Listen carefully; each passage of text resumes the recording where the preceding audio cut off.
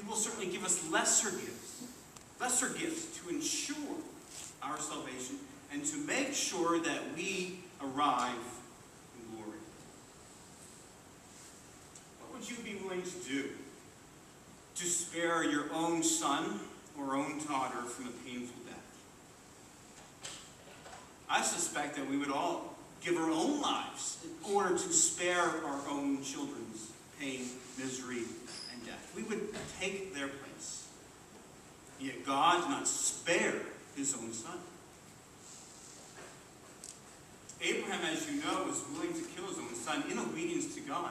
But he did so because he trusted God. He believed in God's promise that since Isaac was the promised son, that if God commanded him to kill Isaac, then that must mean he's going to raise him from the dead. And so even though I had to kill my son, I know God will give my son back to me. And on the basis of his faith in God's promise, he was willing to go and obey God. But of course, as you know the story, God did not allow Abraham to go through with it. He stopped Abraham in his tracks from killing his own son. He allowed Abraham to spare his own son. He allowed Abraham to do that which he refused to do himself. God did not spare his own son.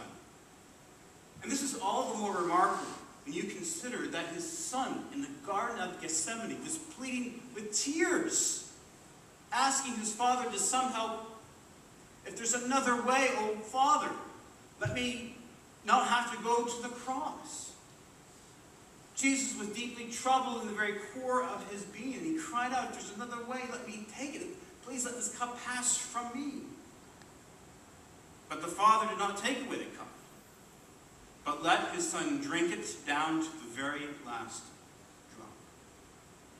God did not spare his own son. But why? Why would the Father do that to his own son? Well, verse 32 tells us, but gave him up for us all. Paul, of course, is echoing the words of Isaiah 53. He was wounded for our transgressions. He was crushed for our iniquities.